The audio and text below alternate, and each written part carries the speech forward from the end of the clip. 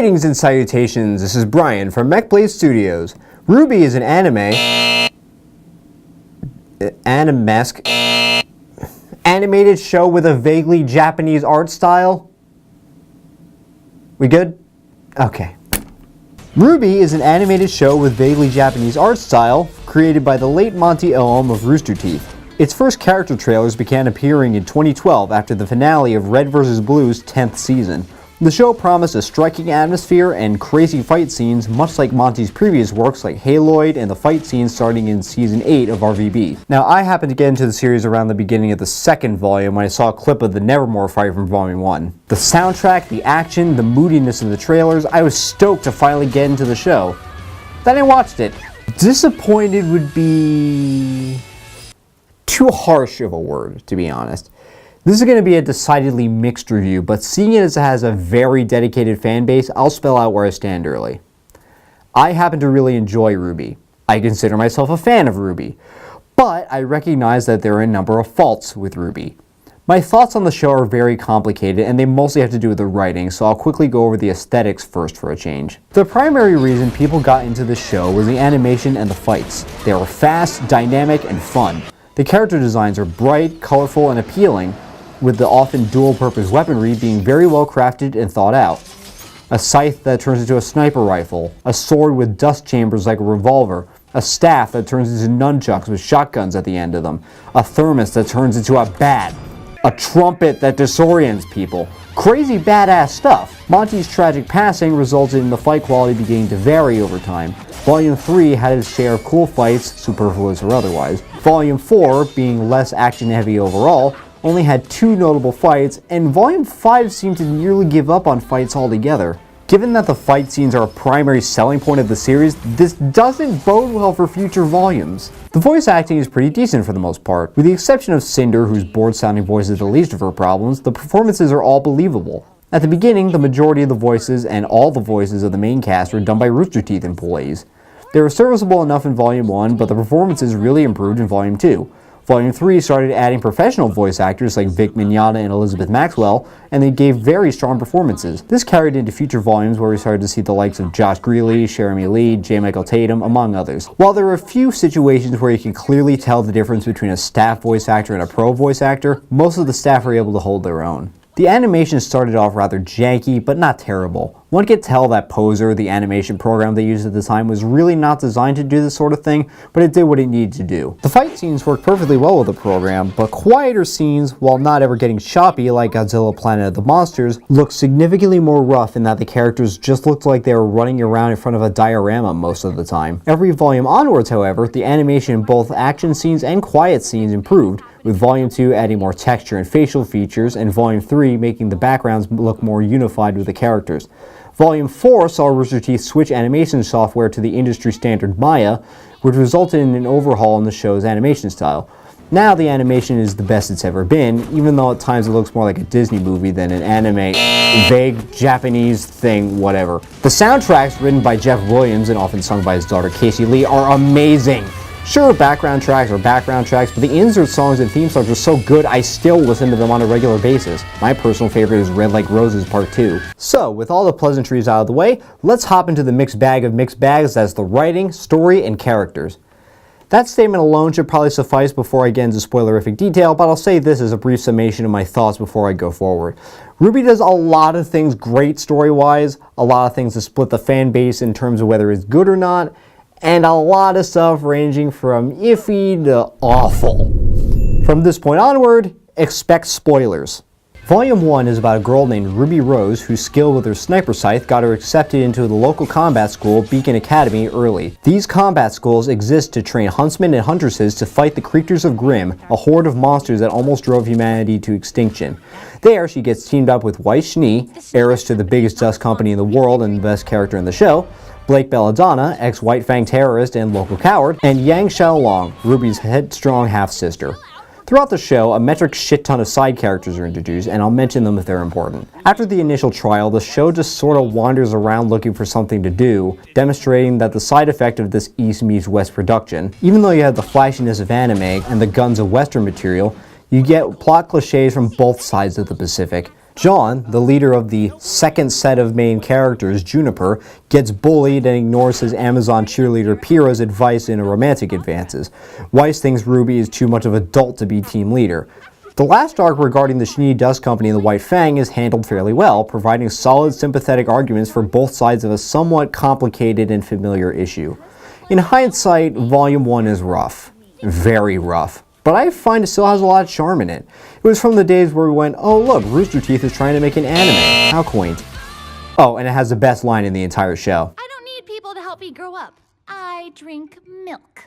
I apparently have a very unpopular opinion when it comes to Volume 2. Team Rwby start heading on real missions, authorized or otherwise. Oh man, Team Rwby just took down a giant mech.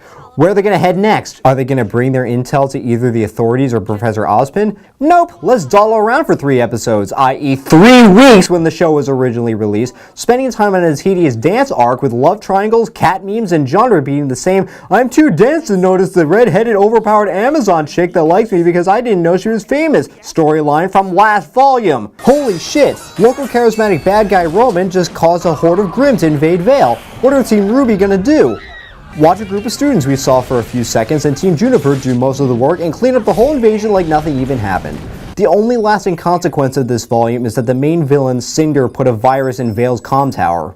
Yay. Now I completely concede that all the aesthetics have improved greatly from Volume 1, as I mentioned earlier, but aesthetics mean nothing if there's nothing happening on screen. The entire volume feels like a complete waste of time. For something with a theme song literally called Time to Say Goodbye, the best OP in my opinion, the stakes have never felt lower. During Volume 2, between arcs, lore segments called World of Remnant started to be released. These would fill in information about different subjects in the show. On one hand, the art style in these segments are very nice, but on the other hand, this is a microcosm of Rwby's inability to show don't tell. Volume 3 was the first volume released after Monty's passing, where the aforementioned fighting style shift happened. An unfortunate coincidence was this was where the show decided to tell the story. I mean no disrespect to the man at all. He was a hell of an animator, an incredibly hard worker, and a very creative mind when it came to the setting and characters, but he, like the rest of us, was only human. Humans can have both good and bad ideas. Anyway, with all the introductions and initial character development out of the way, the plot actually moves forward. Even though the first couple of episodes centered on the Vital Festival tournament, episode 6 kicks the plot into overdrive into something worth watching. It introduces us to the greater conflict happening in the world of Remnant, showing that this is only the beginning of a much larger story. Footage of the next 2 seasons will probably tell you who makes it and who doesn't, but let's just say that the writers must have had a certain consultant when it came to managing characters. This volume balanced character development, action, and plot beautifully. It's my favorite of all the volumes. After Volume 3, Rooster Teeth started a spin-off series called RWBY. As the name suggests, it's chipified versions of the Rwby characters and various comedy skits separated from the main show's canon. Like the humor in the main show, it's hit or miss. There's some skits that are hilarious and some that aren't funny at all. What I really like about this is while Volume 3 still had its fair share of humor, as do the next 2 volumes, this gives the crewbie an outlet to get all their obvious character tics and Blake as a cat memes out of their system so they can allow the main series to keep a more consistent tone. It actually shows. At the time of this recording, RWBY is currently in the middle of its 3rd season. Volume 4 was a step down from Volume 3, being another setup season like Volume 2 claimed to be, but it still had a lot to like. It sees Team Rwby separated after the events of Volume 3, each receiving their own arcs. Sometimes this is handled well, like Weiss's dealings with her family and Yang's coping with getting disarmed. Other times it's watching Blake mope for all the time she's on screen. One glaring issue with Volume 4, aside from the introduction of more flat villains, is that this is where the lore decided to go so crazy and convoluted that the show actually had to stop and turn into a World of Remnant section. A World of Remnant wasn't released, no. The camera actually pans over from Jungle Crow to a rock to demonstrate a very familiar backstory that takes nearly half the episode to explain. Rwby and the remnants of Team Juniper's journey is alright, but it suffers from an issue I'll get to later. Volume 5 was the latest volume to be released at the time of this recording. It's being hailed as a disaster, and while I don't think it's great by any standard, I still rank it higher than Volume 2, in that it still tries to tell a compelling story, and doesn't have storylines about bullies and love triangles. That said, the pacing hits a brick wall, the characters sit around wasting time, and there's a very awkward final battle that lasts for 4 episodes. Ultimately, things got accomplished, characters developed, But it's odd how Rwby's gotten so huge that it became the first Western sushi imitation thing to be exported to Japan, that you have a season that feels rushed despite having more full-length episodes than all the previous volumes. The characters are both the highlights and the biggest problems with the show. Rwby herself, while being fairly inoffensive and likable, is a nothing character. This is the problem I was talking about earlier. The main protagonist, the one who's the leader of and whose name is a homonym for the title of the show, is little more than an audience point of view character. Tons of potential, great fighter, but has little personality outside of being cheerful and helping out everyone else. I don't actively dislike her. Her fight scenes are usually the best and she's not outwardly annoying, but it's more than a bit odd that the show tends to ignore her, instead focusing on all the side characters. Weiss is probably the best fully realized character, but she's sadly underused. I actually hated her at first, as she was the local tsundere, but she mellowed out, revealing a very sympathetic backstory. She went on to be one of the more balanced and nuanced characters in the group. On top of that, she has the coolest power set. Elemental attacks using dust, glyphs with a variety of functions, and the ability to summon obedient constructs. Shame she had to be reduced to a trophy between the writer's OCs in Volume 2, which has thankfully never been brought back up since. For the longest time, I felt bad that I never found Blake all that interesting, given that in any given time, she's always connected to the main plot, more so than Rwby is. She's the resident quiet chick who tries to keep to herself to a fault. She runs away after she accidentally reveals her nature as a faunus. She runs away after the cataclysm at the end of Volume 3, and she refuses Sun's help over and over and spends all of Volume 4 moping. I'm not here to fight the White Fang. I'm not here to fight anyone.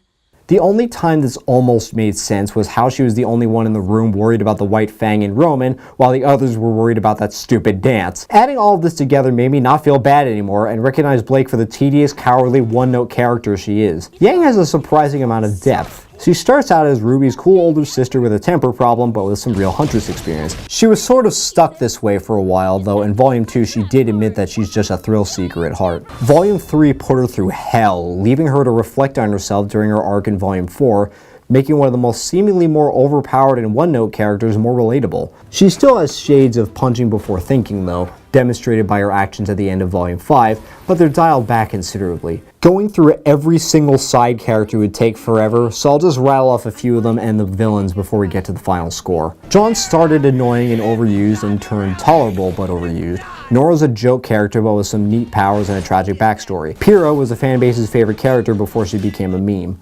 I never saw the appeal. Ren's the straight man to Nora's wackiness in their duo routine. He shares a sad backstory with Nora. Crow is awesome, though he can turn into an exposition bot at times. Besides these and a few others, the show has a problem of adding way too many characters per season, usually for the purposes of moving the plot forward, but more often than not, an existing character or a set of them could have done the job just fine. I'm looking at you, Volume 2 finale. Then there's this asshole. Remove him from the show and nothing changes. Everything's great, and then Neptune, Vasilla, whatever, just walks in. The villains are the biggest problem with the series. While the greater scope villain, Salem, is menacing enough with their motives yet to be revealed, nearly everyone else has the motivation of, I'm evil, I guess. Cinder even spells out how bland she is. I want to be strong. I want to be feared. I want to be powerful. Emerald is indebted to Cinder for saving her from a life of being a lowly thief, but then Mercury's just a creep, Tyrion's crazy, Watts is just smarmy, and Hazel has the stock revenge motivation of, he killed my sister! When the mindless monsters are more interesting than the humanoid villains, there's a problem. Like Godzilla Planet of the Monsters, I had a difficult time giving Rwby a score. Though while you can assume Godzilla's entry fee was the price of a Netflix subscription, Rwby is free to watch on Rooster Teeth's website and YouTube channels. I can grade it based on opportunity cost though. Is it worth spending 7 hours and 2 minutes watching Rwby? Given that Rwby's individual volumes feel like very different beasts from one another, I'll give them separate scores first. Volume 1 gets a 6 out of 10. It's janky, it's rough, it's cringy at times, but it's ultimately still charming and fun. Volume 2 gets a 4 out of 10. The 4 points it keeps are based on the aesthetics, but the fact that this volume could be completely skipped without consequence says volumes about time wasted. Despite it having some of the best songs, you can just stream them anyway. That said though, it still has some very good fights and character moments. Volume 3 gets an 8 out of 10. While still having some pacing issues, this is the first volume I can call good, if not great. It's the first volume to come close to what the initial trailers promised. Volume 4 gets a 7 out of 10. Not many people like this one given how slow it can get, but the character growth we see more than makes up for it, and the art shift finally makes this show look professional. Volume 5 gets a 5 out of 10. While not being a waste of time, it puzzlingly wastes a lot of the time it gives itself and rushes to a conclusion that isn't a conclusion at all, especially at a time when you think the production team is on a roll. Then again, I don't know. I don't work at Rooster Teeth. Maybe there is some kind of behind the scenes tumult we aren't aware of. Average all of these and we get a 6 out of 10. This can always change if Volume 6 blows everyone away, but Rwby is a very inconsistent show that could easily be so much more than it is. For every intriguing plot point, fascinating character, or epic fight, there's a tired cliche, dumb or boring character, and awkward or meaningless fight. It pads itself even though its universe is too big and expansive to pad. It grinds to a halt when things get exciting. And I say all of this as a fan. I pushed on after Volume 2 because of all the potential that Remnant contained, and sure enough, Volume 3, and in my personal opinion, Volume 4, were significantly better. Like Sword Art Online, the presence of likable characters saves the show for me, as well as the fights. I'm willing to give Rooster Teeth the benefit of a doubt that they can turn things around like they did before. When Volume 6 runs its course, I'll do an update video. I say watch it, and I say that unironically. It's far from a perfect show, but it's a lot of fun when it finds its footing. So that's it for me for now. If you enjoyed this review, leave a like and subscribe for weekly reviews of anime or equivalents, video games, and movies. Also, hit that bell icon so you know exactly when I upload a new video. Thanks for watching. This is Brian from Mechbladestudios, signing off.